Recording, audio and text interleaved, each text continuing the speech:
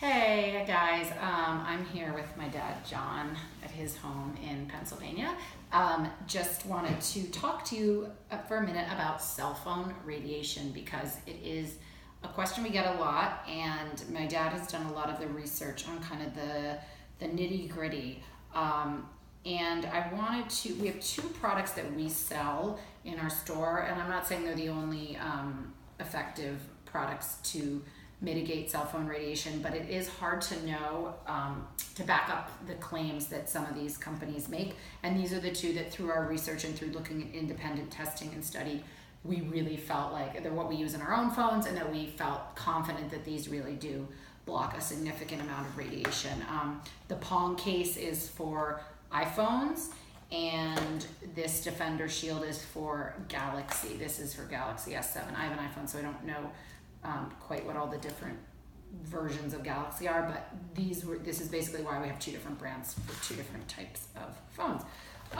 So Dad, I just wanted to ask you a couple quick questions. First of all, and I know what you were going to say about this, but is there a reason to be concerned? Like, do you really, because he's skeptical by nature. He doesn't jump on board with every fear-mongering trend. But so do you think there is reason to be concerned about cell phone radiation? Yeah, at this point, there is enough evidence to say that something is going on. About a year and a half ago, the World Health Organization moved cell phones from being something they thought was benign to something that is worth considering might not be benign. And these things tend to trend then as more and more evidence crops up over the years. I mean, cell phones have not been around for hundreds of years. Cell phones have been around for dozens of years. And knowing what those effects are, you can only really track it over time, people's lives. And mainly we're talking about the big concern would be brain tumors. Mm-hmm. So the idea is that a cell phone puts off a type of radiation which causes tissues in your head to heat up. To what degree, there's a lot of debate.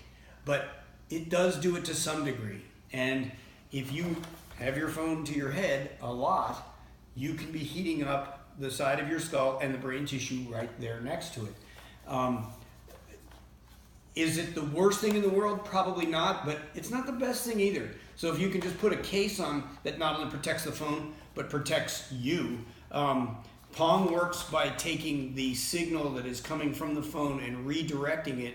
It actually improves the signal because the signal would normally go out of the phone in all directions, radiating out.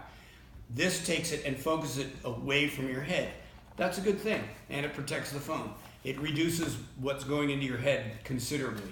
The Defender Shield I'm a bit less familiar with because it's a relatively new product to us, but it essentially does the same thing. It's a built-in radiation shield. I believe that with this one has a cover that folds over. So when that folds over, I think the phone is completely blocked from any radiation. It only works when you open it up, if that's my understanding. Anyhow, yeah, they're meant to keep your brain cool, which, what's wrong with that? Right. Can I ask you why? So a regular case does nothing to prevent radiation, because a lot of people have very robust cases to prevent against falls and stuff. That doesn't. That does nothing. It is an interesting concept that we go to great lengths and sometimes great expense to protect our phones, and yet take almost no action to protect the most important thing, which is you. Especially when our kids are using it. I mean, especially developing brains, it's even more the case. Yeah. So, and for approximately the cost of a regular case, in some instances, they're less than a regular case. Why not get one that redirects the energy away from you? You're not heating up your brain, and if it all turns out to not be anything, 100 years from now, they laugh at us. You say, well, I still had a case that protected my phone. Yeah. But if it does turn out to be something, won't we all feel foolish having not protected ourselves? Yeah, and I have to say my Pong case has protected my phone well from a number of falls, and it definitely doesn't impact the signal strength. And the only other thing I would mention is, Even with the Pong case, I try to use speakerphone as much as I can. Not hold the phone. I mean, it's not just your head. Like, not hold the phone over your belly or anywhere. My kids, when they have it right against them, airplane mode. There are women who hold their phone in their bra. Yeah. I would say that's really not the best idea I ever heard of. And even when it's not, when you're not talking on it, it's sending a signal to check your email and receive text messages. So airplane mode, you guys probably already know about that. That cuts everything off completely. I love now that Netflix, I watch movies on my phone a lot in bed, and Netflix now allows me to download and then watch them later. So you don't have to be, so you can actually download, first of all, it cuts back on your data use. You can download when you are hooked up to Wi-Fi, and then put your plane in airplane mode and watch all the episodes you've downloaded. So like little stuff like that, I'm always those trying are the most to effective way to block EMS. Right, but for the time when you're on the phone, this or headphones. And actually, let me ask you one quick question before we go. We also now are carrying in our store these guys make headphones, and they're a tube version. So can you explain why, like, you buy your iPhone and the wired earbuds is not a good idea? So wired earbuds are great, but the problem is that they are a wire, and electricity is being conducted from your phone up to your ears, right into your skull. Right. And you're now possibly generating a smaller but still significant, and if you use them a lot, a electrical signal in the brain.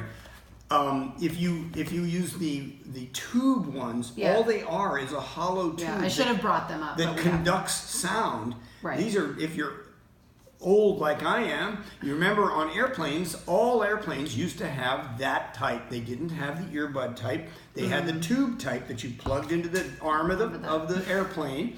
And they work? I haven't tried them yet. I'm not going to say they're as high fidelity. If you're an audiophile and you got to have your music be spot on, they're not going to be that good. But they're perfectly fine for conversations and for most situations. And you're not pumping electricity directly into your head. Right. Oh yeah, those little Bluetooth things are the worst. Yeah, those Bluetooth, that's the worst. Now you're magnifying the electricity in your ear and. So anyway, hope that's helpful. And again, these are the two products that I have looked into the research enough to feel good about. But feel free to comment and ask us about other brands and other ways to reduce radiation. So thanks.